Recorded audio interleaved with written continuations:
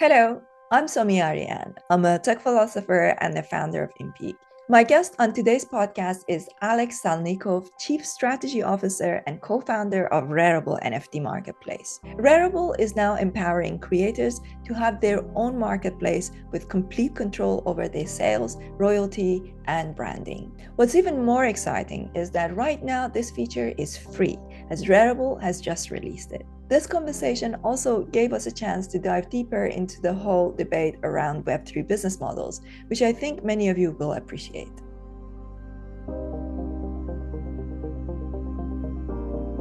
Alex, thank you for being here. I think first things first, it would be interesting to get into what made you want to create Rarible. Was it your idea? Like, were you the founder as well? It all started during previous bear market. Bear markets are low times when everybody's ideating, okay, what comes next? What's going to be the next evolution of blockchain? What's going to be the Web3 future? And it was 2018, 2019 bear market. And before that, if you remember, there was the UX of Web3 was terrible. You couldn't do almost anything. If you wanted to call a smart contract, you needed to press 20 buttons and download an app to your computer. It was all so complex. And by that bear market, there was more tools. You could connect MetaMask to a web page. You can use credit card on brand. So there was a feeling of a new technological platform that has developed during the bull run and the beginning of the bear market that we wanted to capitalize on. And we've been in the space for some time. I joined in like 2012, and my co-founder was early as well. So that was not new for us. We thought, okay, what's next? And the feeling in there was there will be more consumers adopting the tech because of the better UX. And there was DeFi and NFTs as two main segments and use cases, and DeFi was a little nerdy. It's complex. So NFTs felt much more accessible and for consumers. And we always had this mission that for Web3 to succeed, it should be big, it should be scaled. There should be a lot of users. You can't really have a circular economy of 10,000 people that just flowing money to each other. That's why we decided to go with NFTs. NFTs was very early, and there was almost no NFTs back then. It was CryptoKitties. And it's actually kind of fascinating how we went from CryptoKitties, that is a living creature on chain with a DNA that can breathe, all the way back to, okay, now we have flat pictures. Let's go with flat pictures. Let's sell the idea of NFTs to everyone, and let's start to make it more complex. And we only see dynamic NFTs to come back now. So that was our journey. We started with a simple tool: upload a picture and to connect your wallet, and just that. And we got adopted by the crypto art platform, but by the crypto art community that was kind of rebellious to other platforms that were highly curated.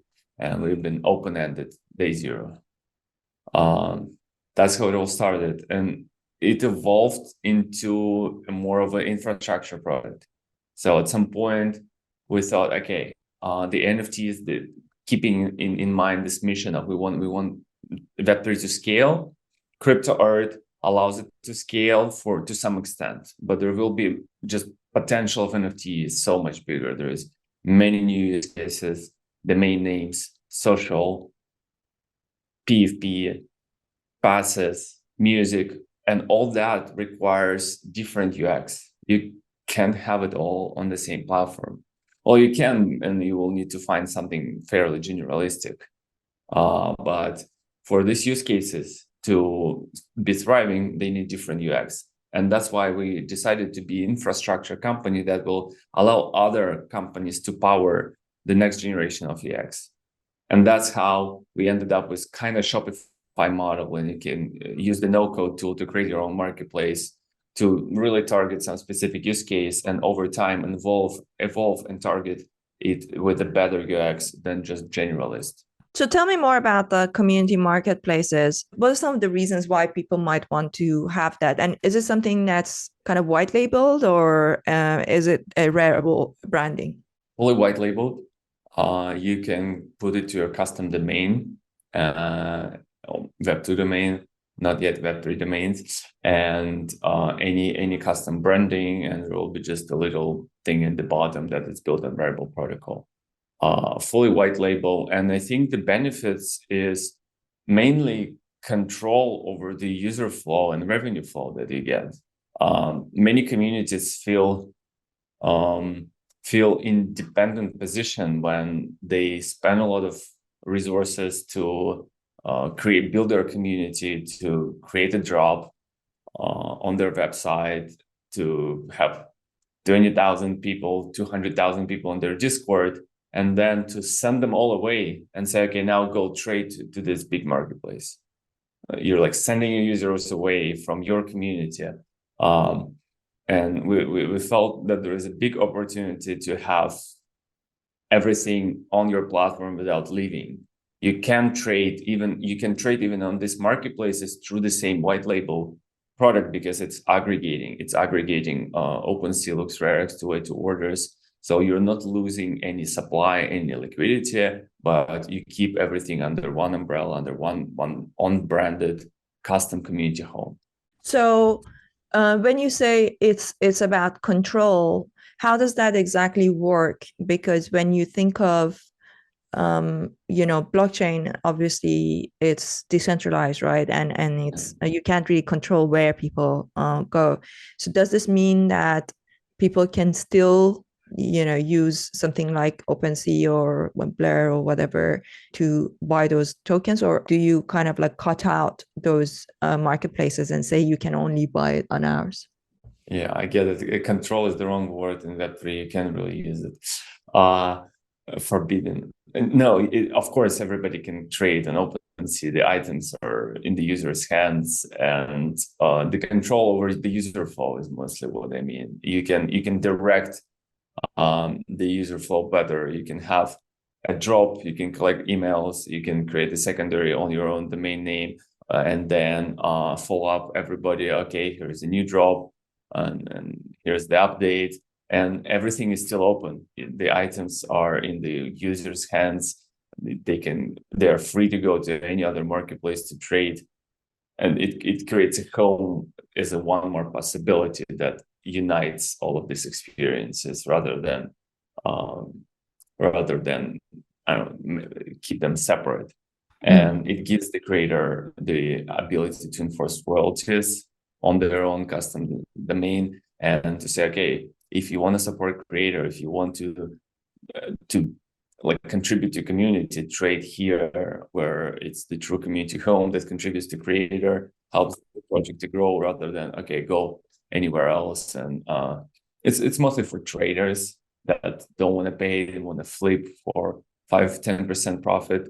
For somebody who just buying because they want to be in the community or they like the art, it makes so much sense to pay royalties and be on this marketplace. As a marketplace, how do you differentiate yourself other than the fact that obviously you've created this potential white label for if communities want to use it, but how do you differentiate yourself from other marketplaces? Or maybe a better question is, what's the biggest challenge for marketplaces right now, considering there everybody, I suppose, is talking about Blur and how it has really kind of disrupted, even though I don't see how their business model is going to be sustainable. I don't know if they necessarily care about that sustainability, but yeah, how do you differentiate yourself in this market? This white label is the biggest differentiating point. We've always been community driven, closer to the community, talking to community, promoting some people from the community, listening to their feedback. And that's mostly their feedback that we want our own custom community homes. We want to not be the part of the bigger platforms. And if you try to frame the question of what is the main difficulty or what are the main challenges, that would be mostly liquidity. How do you make people to come and trade? And that people want good prices. When they want to buy something, they want to buy something that is available at the best prices. And usually the most liquid place has the best prices available. That's why you come to the most liquid place. That's why the place that gets the most liquidity, that gets number one of liquidity, it kind of drives away the users from all the other places to them. And that's why Blur is doing that with their currently unsustainable business model. They're driving away users from all the others platform because currently they have the most liquidity. Now their incentives will dry up, and we will see where it converges, or they keep as the number one liquidity place, or they fall off. And so the marketplaces are mostly fighting for that, to be the place, to be the category in which you have liquidity number one. And we started as our platform, and it evolved into the understanding that there is individual artists, fine artists, but mostly we find our connection with artists that are more like a community-oriented artists that have a big community, that do multiple drops, multiple editions, and that's the evolution. We want to be the number one liquidity place for communities, for community NFTs, for artists that are community-focused, or for pure communities. What is your commission fee or your marketplace fee? We charge 2%, 1% on the buyer side and 1% on the seller side. And for community marketplaces, currently, that's on Rarible. That's on Rarible main marketplace. For community marketplace, currently it's 0. It's a promotion period. Long term, we're seeing something closer to 1% we charge on those marketplaces. Okay, nice. How do you see, I suppose I was going to ask you, how do you balance the need for marketplace fees with the desire to support the creators? And I suppose the fact that you've got 1% on each side, that's one of the ways that you do that. And I think that's quite fair. And I like the idea. I also think it should be the same with royalties. It makes sense for me that the buyer should be paying the royalty, not the seller. It kind of makes sense that way because the buyer is coming into the community. There are certain things that are just not ideal the way that they have been kind of traditionally set up in the NFT space. It's kind of weird to even use the term traditional with with NFTs, considering that they're so new. But other than what I just said about taking 1% on each side, how else do you see that you can support the creators in this environment where royalties is such a big issue? Money is always a hot topic, and for some time marketplaces were following the royalties model, and then everybody realized that, oh, it's actually the desire of marketplaces to follow these royalties, and sometimes they can change that. And there some more opportunistic marketplaces came up that don't want to respect that and fight for their liquidity. And Rarible position has been always that we support royalties. We started with royalties. We started with the art community. We understand how important this is for the art community. Now, longer term, it feels like we even implemented additional royalties for the SudoSwap that doesn't enforce royalties. We implemented that on the buyer side. So if you come to the community marketplace or to the Rarible and you would buy an item from the SudoSwap, it will contribute to the royalty stream of the creator. So it's heavily pro-creator stance. If you want to have your own marketplace, you can control that, whether you add royalties on top of any buyer experience or not. That's fully custom, and that's for creators to be there. So in that scale, we are probably the most pro royalties out of all existing marketplaces today. We enforce them for all the collections, and we even add them for aggregated orders that are not enforcing that on their own order books. Interesting. You mentioned about the art community, but not every NFT is art NFTs. I think that is one of the issues is in this space, is that we are kind of treating everything based on art, whereas there are some NFTs that are frankly more similar to something like Kickstarter, that they help kickstart a business. What are your thoughts on this differentiation? And do you see that over time, these different business models will separate and go different ways? Because right now we are kind of putting everything in the same bucket with art, with like anything that's got an NFT, we call it the same thing. And actually based on that, I have some ideas for you from a business model point of view of things that we can do outside of the typical NFTs. But yeah, like first things first, do you think that there's going to be a separate kind of ways or differentiation between these different types of NFTs? Oh yeah, for sure. We're seeing it right now happening in the space. The art has its own niche. There is art blocks, Super Rare, Foundation, Rarible. All of those are art platforms. OpenSea was generalistic platform, and now it is seeing it's facing the divergence of the market with the Blur and Magically or other marketplaces that are taking the spot of we are here for NFTs that are liquid. And if you come to our platform, the first thing you see, it's a chart. It's not even a picture. It's not even the art. You're seeing the chart. You're seeing whether the prices go up or down. So the liquid NFTs, the PFP market is kind of going the exchange route, while art market is going the other way and community market is going the other way. So today we see art, communities, PFPs, passes, and music. That's like 5 use cases, not many. And the last 3 are even so small. So 2 main use cases would be art and PFP. And these 2 use cases are diverging heavily today. And over time, they will diverge even more. And the new use cases will grow bigger, and all of them will diverge into different niches. That's exactly why we're building community marketplaces and protocol, because all of them needs some technology, and technology is fairly exchangeable. While the UX it will be so different that one you'll have for art, you'll have like big pictures, focus on art, cleanliness for PFPs and liquid. And for art, royalties make much more sense than for PFPs too. For PFPs, they're liquid. You want high velocity of trade. You don't want a tax every transaction, even as a creator sometimes, because it impacts your volume and it impacts everything. So you want exchange interface for PFPs, you want gallery interface for art, you want a music player for music NFTs, totally different things. Yeah, that's right. The other one that is sorely needed right now is subscription NFTs. Like because NFTs will enable a level of collaboration between communities that you couldn't do without them. So a normal fiat subscription doesn't provide that.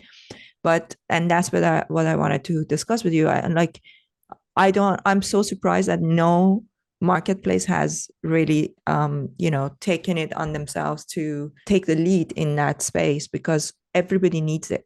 There are a lot of businesses that want to use Web3 technology, but there isn't really a good answer to subscription NFTs, and that's something that a marketplace can provide. And I'm happy to discuss that with you, because we are building a platform where there are a lot of communities coming on to use it, that they need subscription NFTs. They need recurring revenue because they are educational, right? They're educational, and they it doesn't make sense for them to sell an NFT and then forever utility. It doesn't make sense because they have got ongoing overhead to build the content, right? So it's very different to PFPs. So do you have any thoughts on that, on the subscription NFT side? Has it occurred to you before? Have you thought about it? We spent a fair amount of time thinking about subscriptions NFTs. It even was on our roadmap at some point.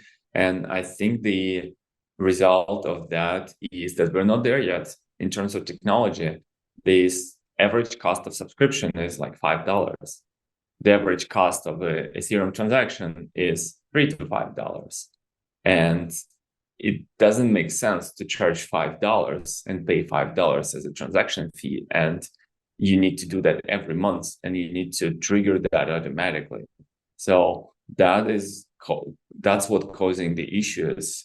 We will see subscriptions, much wider subscription adoption with layer 2s to become better adopted, and with account abstraction that allows you to create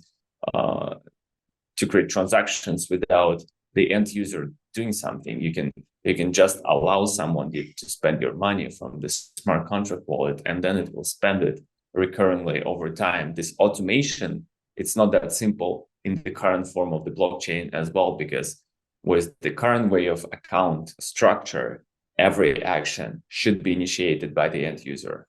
You always need to sign the transaction for something to happen. So this whole idea about something happening with your money without your involvement, it's only not starting blockchain. It's not blockchain. Yeah. In a way, yes. It will come to blockchain because people need that, but a little later. Definitely, yeah. I mean, I suppose one obvious answer, like you said, is layer twos or Polygon sidechain.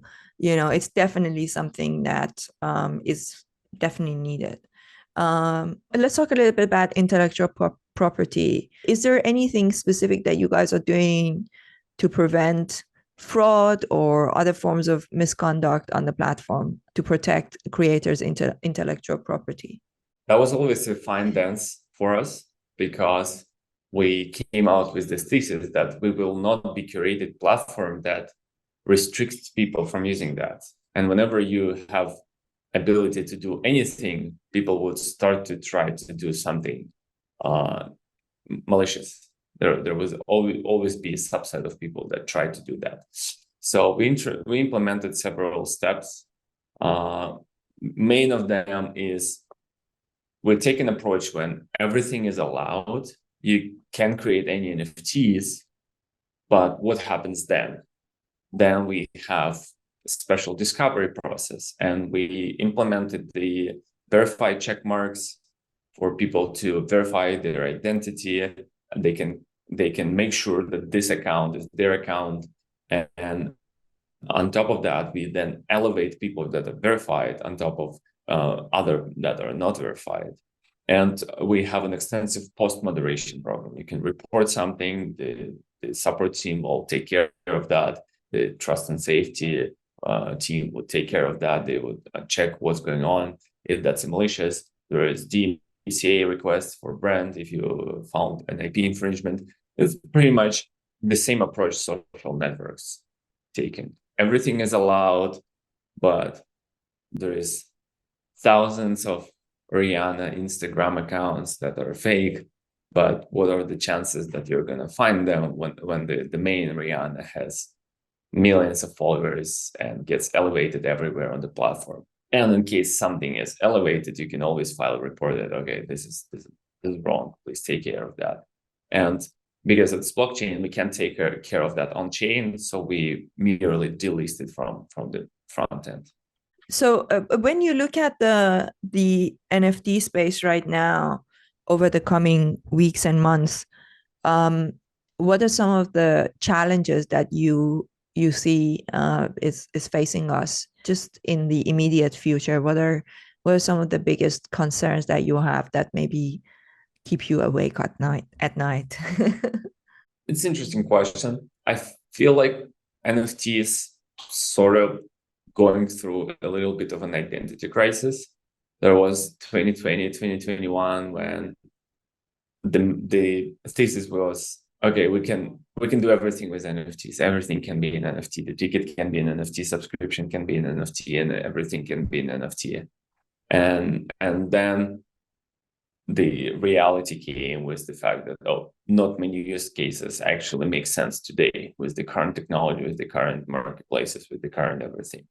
And there is multiple experiments that are launched, and out of the simple NFTs, pretty much art and avatars worked. So what can be the other set of NFTs that makes sense? And the industry comes through this rediscovery process of what can be the other use cases that will work. We're seeing Lens that has everything as NFT, the follower, the subscription, the Twitter post as NFT. That is cool. That's a big use case. We see the domain names. We see like Uniswap adopt NFTs as their badge for your liquidity pool participation. So a lot of new use cases needs to arise, and the metaverse wasn't that close, as to say, and everybody taking a step back to rethink how we approach the space. That's right. Yeah, there are just so many challenges these days that it's coming from all sorts of. There's the regulatory, there's AI, there is the metaverse. There's so many different aspects, and everything is moving so fast that's like really, really difficult to kind of like guess what is coming up next, right? So, does the issues of diversity and inclusion come to your mind at all? I mean, part of the reason why I'm asking that is because the crypto space is obviously a highly crypto bro, like not entirely diverse. There's some diverse artists, and there's some level of more and more people kind of coming into the space, but in general I'd say that still 90% white crypto bro. So I wonder, what, as a marketplace, what can you do, right? Like, that's often the question of like, when you are in a position where you are an aggregator, or you are a platform of like similar to what you're doing, there's kind of like an expectation that you're doing something to push that. I suppose the first question is, what are you doing, or are you doing anything to push that agenda? And if so, what are you doing, and why do you think it matters? We take the lens of democratization and accessibility at that question. So because our platform evolved in fairly unopinionated matter, you can access everything. Everybody can come to the platform. Whenever the verification happening, we only check the identity. We don't check, oh, if you cool artists or not. It's not the part of our policies. So and actually, I think that from the diversity perspective, our platform sits at almost the best scores. We have a very high portion of female NFT creators, and found the platform easy to use, non-technically requiring to adopt, and that was very rewarding. We're taking this approach of scale, democratization. We always had, in the beginning of our journey, we had 30% of users to use a wallet such as Fortmatic, which doesn't require you to store seed phrase. So these little steps, we support Tezos, which is the blockchain that got adopted by the wider set of artists that cannot afford the Ethereum gas prices. So all of those things are our contribution to this agenda. We don't specifically like go and elevate something like that, but we take a wider approach. Yeah, make life easier for them. Yeah, making up. Well, I like this. How is it? Access to opportunities is very equal at Rarible. That's important, yes, and that's probably the most important thing. So last question: if somebody is thinking about, listening to this and thinking about, I want to come into the NFT space, as a new entrant, maybe as an artist, or they want to build any other kind of project. Obviously, things have changed quite a lot. What would you say to them? Like, do you have any advice for people coming new into the space? It's a fairly generalistic advice, but it feels like community is the king. Get on Twitter, find your niche, find your in-person and online, but very tight one-on-one relationships. Just get on a call every day with somebody and learn about the space, build the network of supporters. And it feels like today it is rather hard for the individual creator to get elevated. you usually need a team. Usually the most of the successful NFT projects today, they are done by the small team of entrepreneurial oriented people, like artists and a community manager, and maybe somebody who's good at marketing. Usually artists can be good at marketing, and somebody probably a little bit close to tech. So these three core competences is what you usually need to succeed today. It's either you can take like 3 people to do that, or you're a genius and you can do all of them together, just all by yourself, and you have enough time in the day. That's when you can really do it solo. So that would be my advice, probably. Community is always king, right? So this is the most important thing, and of course you need to surround yourself with a great team, build an actual product. I think that early days of NFTs, it was like really easy. Like you could just spin up, a whole bunch of images. But now also people are so much more, I suppose, because of AI, a lot, people are a lot more sort of cautious, thinking about, okay, did you actually create this, or did you just sort of went to Midjourney and like created all of this in like an hour? So it doesn't mean that AI art doesn't take time. It can take a lot of time if you want to do it properly, but it's people have become more discerning, and it's become easier to please them. So there needs to be substance. Any last words? So what do you want people to do when they listen to this podcast? Like, what's the next step you want them to? Who should they contact? Like, if people are looking at this, and creators, looking at this and say, okay, I want to have my own, Rarible marketplace. So where do they go? What's the next step? Yeah, find me on Twitter, Rarible. At Rarible, find that's Rarible, that's not me. Find me at Insider0x. DM us. Come try play with your own custom marketplace. Mint some NFTs.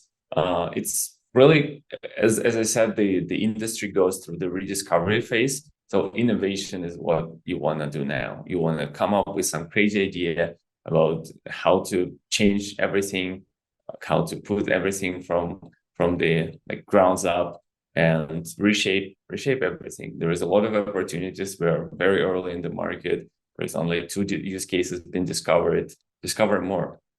Yeah, definitely discover more, guys. So this is the message to take away. Thank you so much, Alex. I appreciate that. Thank you so much for this discussion.